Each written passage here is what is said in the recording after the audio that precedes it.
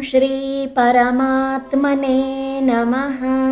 गुरुवायुपुराधीशं विष्णुं नारायणं हरिं वासुदेवं जगन्नाथं कृष्णं वन्दे जगद्गुरुं। हरिः ओम् श्रीगुरुभ्यो नमः। हरिः ओम्। శ్రీమన్నారాయణీయము దశమ స్కంధ పరిచ్ఛేదము 64వ దశకము గోవిందాభిషేకము గోపాలకుల పరమపద దర్శనము.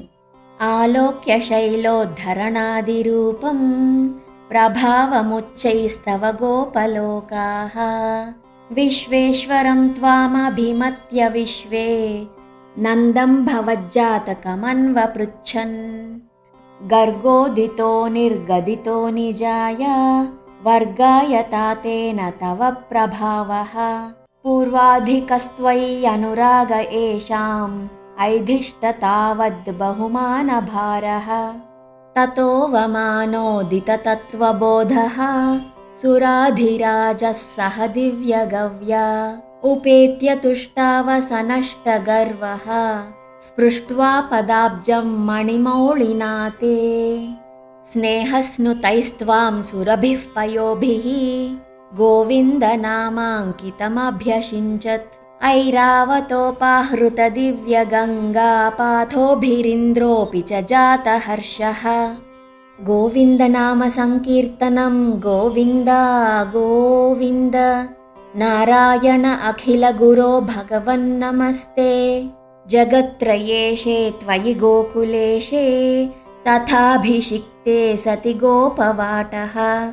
नाकेऽपि वैकुण्ठपदेऽप्यलभ्यां श्रियं प्रपेदे भवतः प्रभावात्. कदाचिदन्तर्यमुनं प्रभाते स्नायन् पिता वारुणपूरुषेण नीतस्तमानेतुमगाः पुरीं त्वं तां वारुणीं कारणमर्त्यरूपः.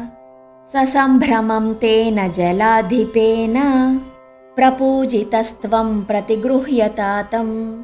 उपागतस्तत्क्षणमात्मगेहं पिता वदत्तच्चरितं निजेभ्यः.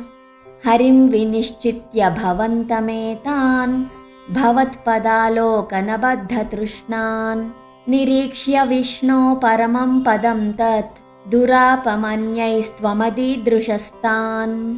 स्फुरत्परानन्दरसप्रवाहप्रपूर्णकैवल्यमहापयोधौ चिरं निमग्नाः खलु गोपसङ्घाः त्वयैव भूमन् पुनरुद्धृतास्ते. करबदरवदेवं देवकुत्रावतारे परपदमनवाप्यं दर्शितं भक्तिभाजां. तदिह पशुपरूपी त्वं हि साक्षात् परात्मा. पवनपुरनिवासिन् पाहि मामामयेभ्यः. श्रीहरये नमः.